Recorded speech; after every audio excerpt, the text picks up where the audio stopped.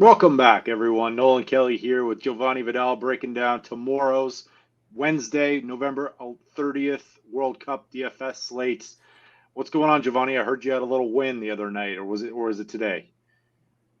No, it was a good showdown slate. The contest size wasn't that big, but it was a good win. It was like the reverse of the Simone losing his clean sheet. Costa kept it, so that was a good win. And today was all right. It was profitable. It was nothing big though, but anytime you can get money, you take it. So You take it. And speaking of taking free money, our friends at No House Advantage, what a segue that is. yeah, right. Uh, our our friends at No House Advantage have a deal right now where you can get $50 free if you use the deposit code below.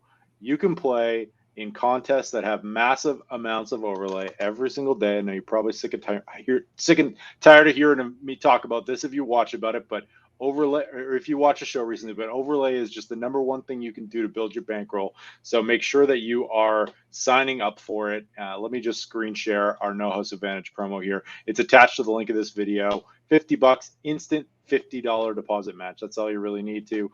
This link is what description, so it will just show you exactly how to go through and do it in order to get your free $50, and you can take that money and maybe put it on Kylian Mbappe shots over tomorrow because France is going to romp. So with that, appreciate you, No House Advantage. Click that link below. Why don't we get into it? We got a 4-game slate tomorrow. We have Tunisia versus France. France minus 255. I don't even think I screen shared that. Sorry. There we go. There we go. $50. I'm learning on the fly here, folks. $50 sign up bonus, and we will share that link as well. All right. So we got a 4-game slate. 10 and 2 o'clock Eastern. There's a nice gap between these games now that we have 4 games per slate, and we got 2 groups basically playing simultaneously. France, Tunisia, Australia, Denmark kick things off with Group C, and then Poland, Argentina, Saudi Arabia. 2 decent-sized favorites in Argentina and France here. Just give me your general thoughts on the slate that is, Giovanni. What are you looking at tomorrow as kind of focal points for you? Yeah, I think it's similar to today with the one heavier favorite in France. I don't, you know, I will try to get a little lower on them, and we'll talk about why. And my main focus, I think, is going to be Argentina and Mexico. All right, makes sense to me. Let's go through game by game. I will share our projections here. We will start with Tunisia and France plus 750, Tunisia minus 255, France. Let me pull up Tunisia. We'll start with that team. I don't really know much about Tunisia. I think we've missed one of the games and then they were on for the early game. So I'm not even sure we've covered them yet on our conversations. Talk to me about what you're doing. It looks like Naeem Sliti is probably the best value, as well as Ayman Dahman, 1.67 value, 6 points, pretty cheap price tag. Anybody you're going to be rostering here on Tunisia tomorrow? Um, Slitsy has at least a floor because and we updated the set piece taker sheet. He looks like he's been going to handle the indirect sets at least. So it's playing France, and even though I think France might have some rotational pieces, their second squad is still far superior to Tunisia's best lineup they can put out. For shot volume, I think Masakni is all right. He's averaging like just over 3 shots per game, and Tunisia, if they can get a win, I think they have a slight chance to still slide out. I don't have all the details of like the mathematics behind it of goal Yeah. So differentials and if whatnot, they but so if they win and Denmark and Australia draw, then I believe Tunisia would go through on goal differential 4 points, and then Australia would have 4 points. If Denmark wins, they would have 4, and then it would come down to goal differential as well, which they're tied at. So Tunisia definitely has. By the way, I got it mixed up. They are Group D. Poland, Argentina is Group C. But sorry, go ahead, Giovanni. I interrupted you. no, yeah. But aside that, the time of possession should favor France. So for one-off options from Tunisia that I think can still score well is Mohamed Drager, just because the defensive metrics, and we've seen even in the past couple of slates, those are cheap wing backs on those cheap wing backs on like underdog teams are still, they're getting enough opportunities in defensive metrics to still pay off the asking price, and even have upside of 2.5 and 3x their prices, because one tackles, interceptions, it adds up. Gotcha. Makes total sense to me. Why don't we move it on to France here? We'll talk about them. They don't really have much to play for. They basically got this group clinched with 6 points so far and a goal differential +4. Even if Australia were to do anything, or they could still catch them hypothetically, but there's zero chance they're going to beat them on goal differential. So they essentially have nothing to play for. It looks like, though, you've got a few stars in here, and we still have Kylian Mbappe projected fairly well. How are you attacking France side, knowing that they may end up resting some of these guys at some point in the game if they start? Yeah, I would expect them to still rest, or to completely keep on the bench, like Ousmane Dembele. And Olivier Giroud is definitely not coming on. I mean, they're already slimmed down at the striker position with Karim Benzema out. So Marcus Thuram, even though he's priced up, I'm confident he will at least run the entire match, and he will siphon a lot of shot volume if and when Antoine Griezmann and Kylian Mbappe come out. Mbappe and Griezmann, if they run, I would think they're still going to run at least half the game. So that is very hard to get away from. They can easily hit their value with a goal and an assist in a half, but I would not take both of them in the same lineup. Similar to Netherlands of today, it's one or the other. Mbappe has the shot volume, and I think if he runs it, because they might try to get him his the accolades of the goals and whatnot for like continued morale boost for him and stuff, even though he's already a superstar. Griezmann, it's just that Didier, their coach, trusts him on the field always, and hasn't missed a game in forever for them. But their price tags are tough for me. I do like Kingsley Coleman, just because I think he will run the entire length. And then when one of them, especially if Griezmann comes out at half, Coleman can start siphoning off some indirect set pieces. So then at least if he starts slow, he can build it up with a volume, and then his open play is enough to get there. And my main play, and I think the only play that I would be locking from France, is Eduardo Camavinga, just because he's predominantly a midfield play, but I don't think Theo Hernandez is going to go. I think he's going to be rested, and Lucas Hernandez is already out for like the remainder of the tournament. He might be out for his career. He's considering retirement. But Camavinga is, for me, at the left back position. He'll get a lot of opportunities for crossing up, and they like to run through the left side. So his open play, and he's cheap enough, and he's in the midfield spot, but it opens up some value in the defender spots as well. Yeah, it makes sense. I would expect him to get some run as well. We probably want to be paying attention to this lineup as well. I mean, I know the 9 o'clock or the 10 o'clock Eastern games, I should say, they are a lot easier to prepare for. But we saw today, like, people are not ready to adjust their lineups by the time the second games come along. So this one, just something to pay attention to. Make sure if you set your lineups tonight, make sure you're checking tomorrow morning. So cool. Why don't we move it on from there for the second Group D game between Australia and Denmark? Let me guess. Before I even pull it up, 100% Christian Eriksen, correct? Absolutely. I just knew it. I mean, that price tag is absolutely ridiculous. Let's segue over to them. 19.59 projected points. He didn't even really have a great game in his last game, and he still finished with something like 17 or 18 points. Just 8,300. I would say he's going to be the most owned player on this slate. I don't really think it'll be even all that close. That would be my guess. But what are you doing? Talk a little bit about Eriksen. You're obviously going to lock him in. Anyone else you like on here? I know your favorite striker as well got pulled after like 25 minutes. So probably not going to be rostering him too much. But what do you like about Denmark?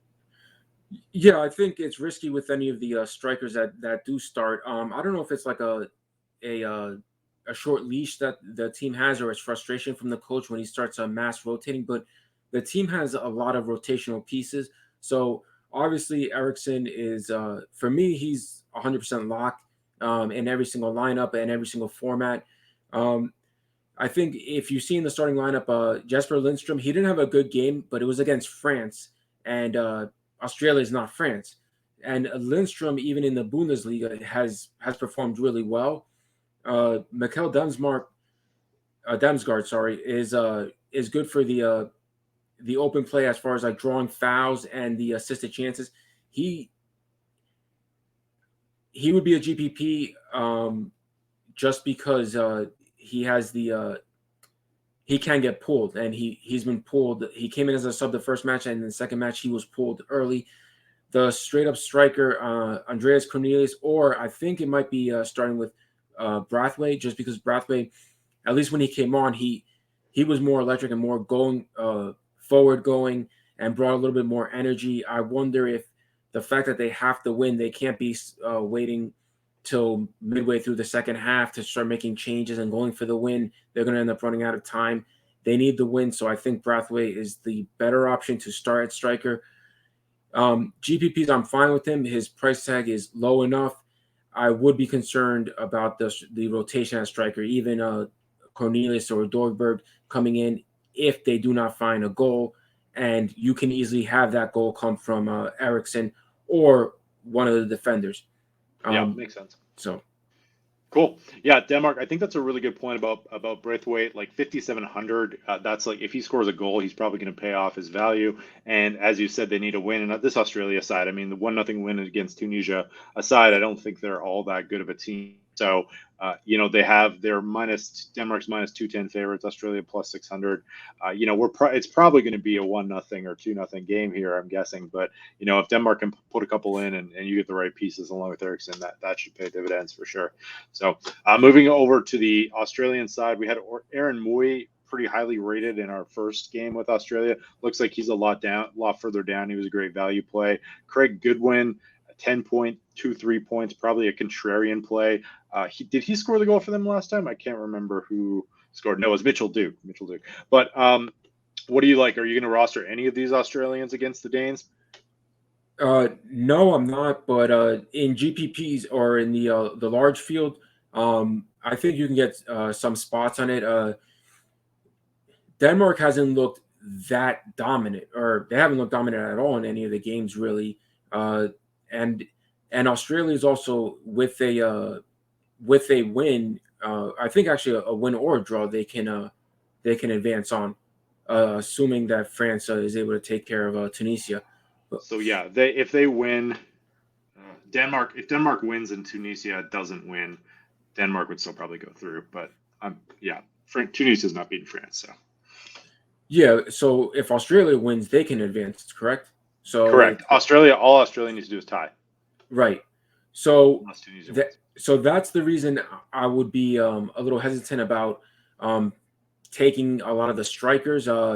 You really won't see them activate, I don't think, until Denmark scores. I think they'll be try to hold down the back line.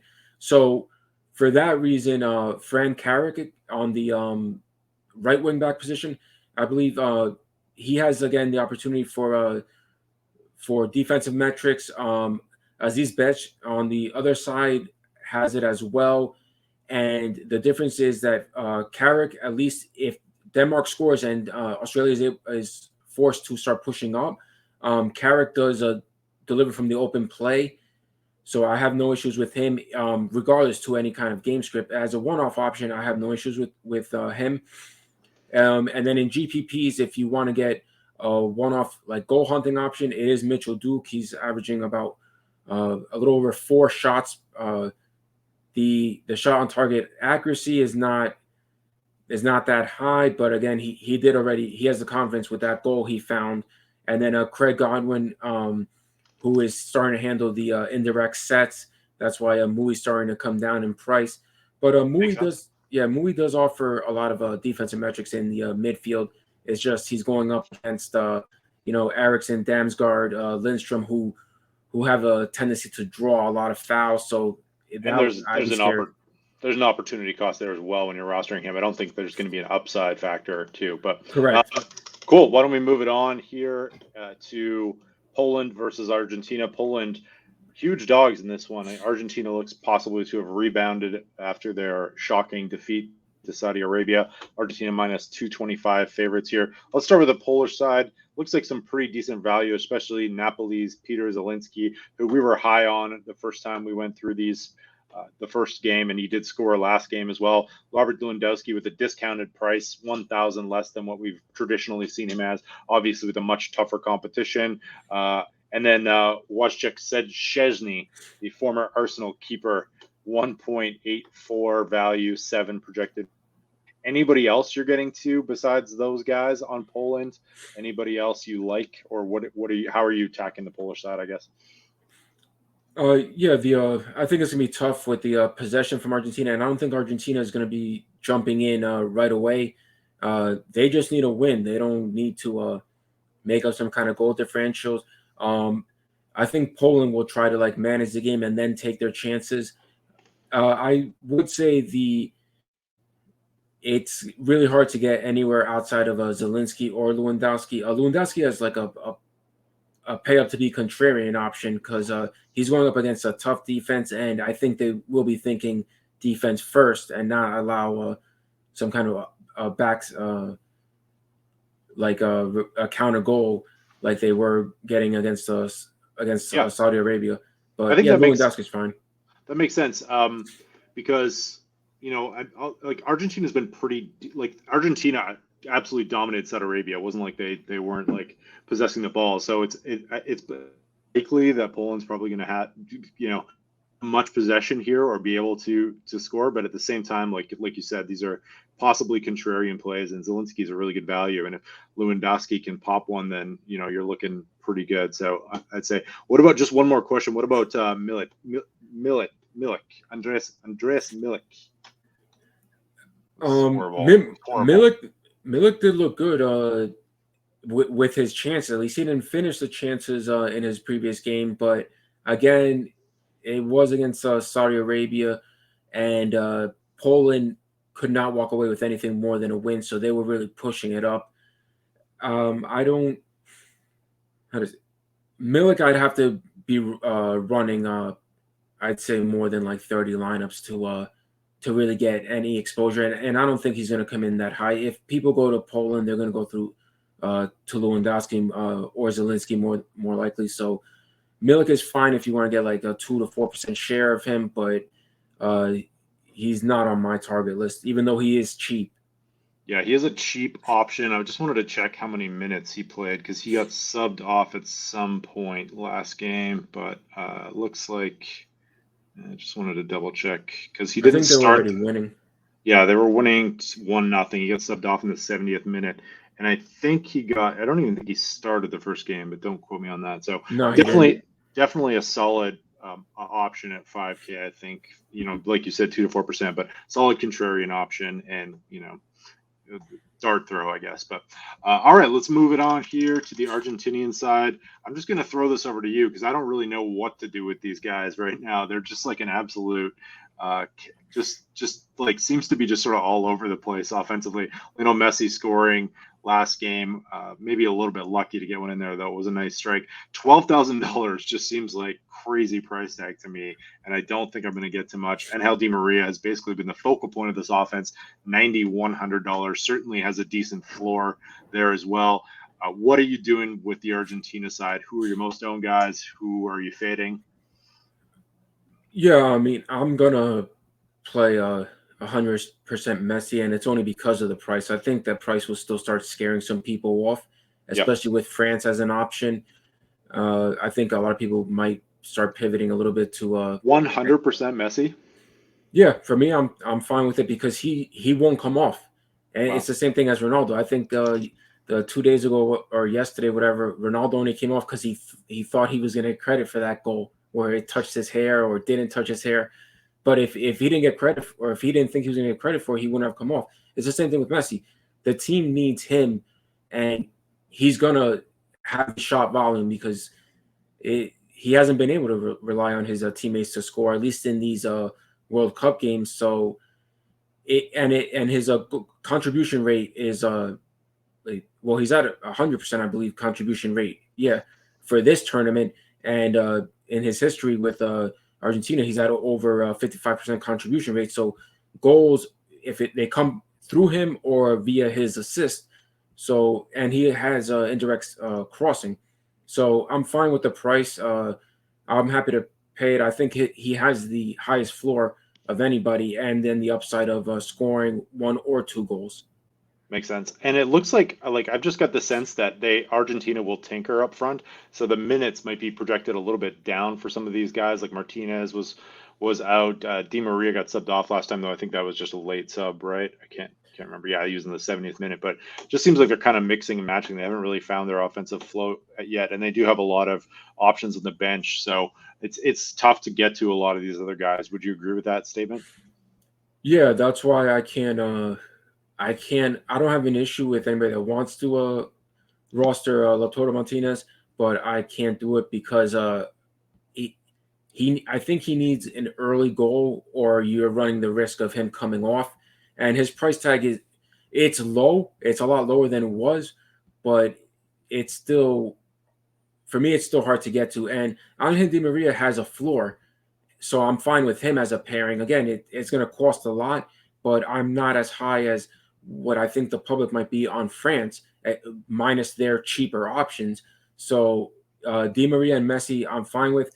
And then the left wing back, I believe left wing, yeah, Marcus Acuna, I'm fine with, because he is in open play and in some indirect sets that are further out. He'll deliver it. So I'm fine with Acuna. And then in GPPs, if you want to mix in any kind of mix, really, of Rodrigo De Paul, he runs the risk of being too aggressive and getting fouls, but he also jumps up, so you can try to find a goal contribution that way.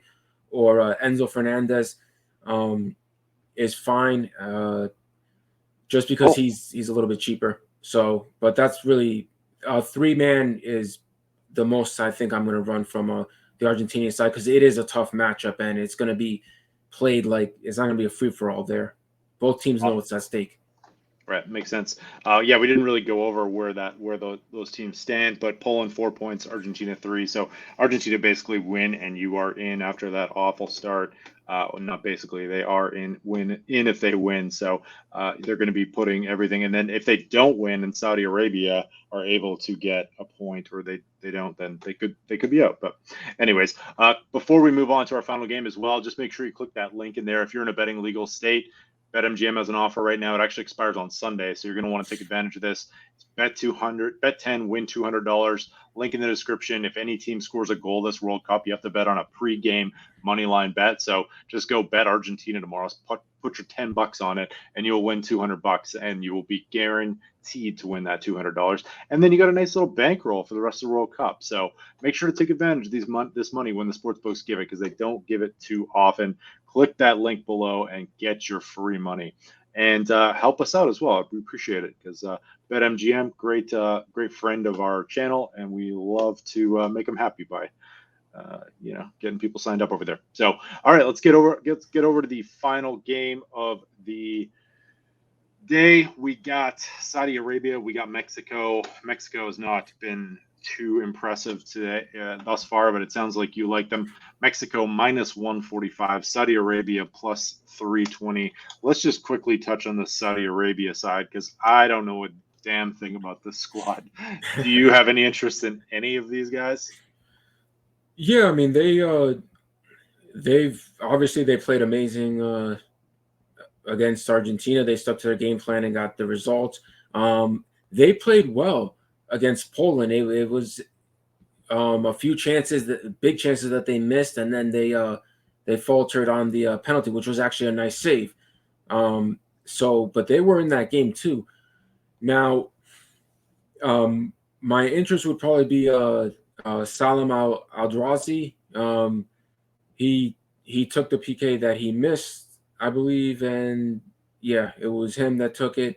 And he has the free kicks, and he pushes up from the open play standpoint, and Mexico needs a win, right? So I think that Saudi Arabia will try to let them come in a little bit and then catch them on the counter. Mexico's defense is not that fast, that back line, and I think Saudi Arabia will like their chances better if they can catch them on the counters. If Mexico scores, it's going to open up. Saudi has to start pushing forward, and so I mean you can definitely take some chances on them. Now the one-off option from Saudi Arabia, the wingback who is taking some indirect sets now is Saad Abu Hamid. I don't know if I said that right, but I have no issues with him, and he has a floor between defensive metrics and between indirect sets. Should they concede? 3,500 too, so it's a great savings Right, spot. I think he's really mispriced. Even if he got only two crosses, his defensive metrics alone is going to help him 2x that price. So I really like him as a one-off. Even if you're stacking some forwards and expecting Mexico to score, he doesn't need a clean sheet to still produce well, and he offers so much salary relief for like some spend up options from either whichever one you like, France or Argentina. Perfect. Makes sense. Moving it on. Mexico. We got some options here, it looks like. Who are you going to be rostering here of these top guys? We got 3 guys, I think, projected over 10 points. And what are your Mexico stacks going to look like? Because it sounds like you're pretty high on them. Yeah, I'm fine with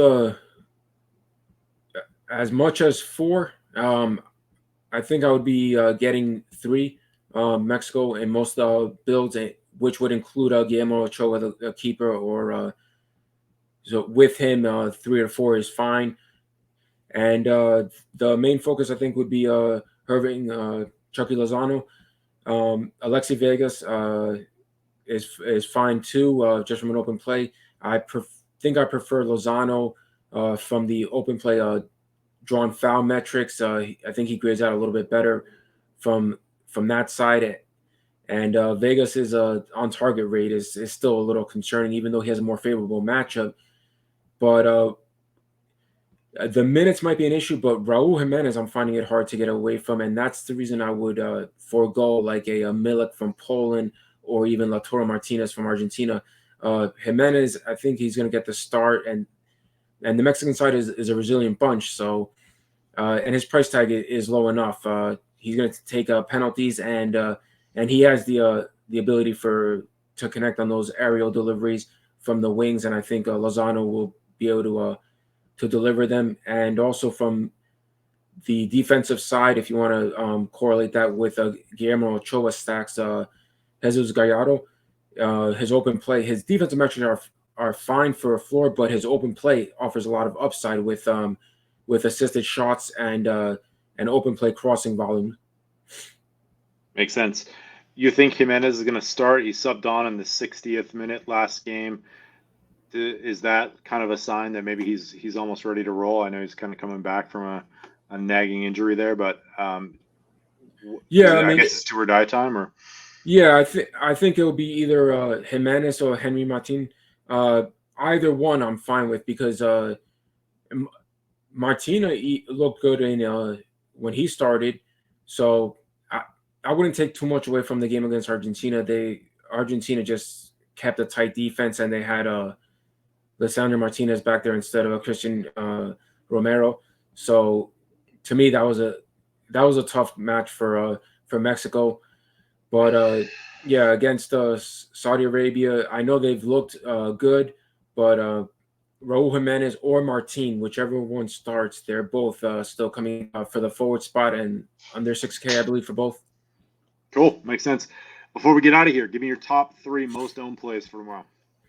Lionel Messi is going to be the number 1, and then we're going to go.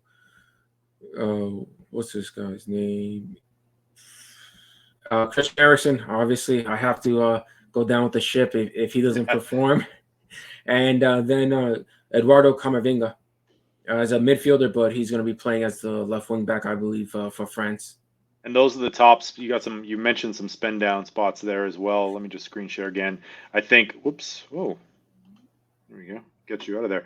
A lot of these spend out options do allow you to pay up, possibly for Lionel Messi at 12K, and like you said, the floor is maybe a little bit safer than someone like Mbappe, where we don't quite know exactly how France is going to attack this game. But Saud Abdulhamid, number one value in the play slate, $3,500, and Kamavinga as well, 4,300. Those two guys open up a lot for you. Depending on which way you want to go. So that's going to do it for us. We will be back with the next set of games tomorrow night. Sign up for No House Advantage if you don't mind. Get your free $50. Sign up for BetMGM. Get your free $200, and we'll call it a day. Jovanni, you all good? Did I miss anything? Nope, I think we're all good. Good luck with your contest tomorrow. So yeah, good luck, everyone. And hit us. What's your Twitter account, by the way? They should hit you up on Twitter if they win. Screen share. Fluffmarsh? Yep, Fluffmarsh. Fluffmarsh, there you go. All right, that's going to do it for us. Thank you so much for watching. Appreciate you. We will see you all tomorrow.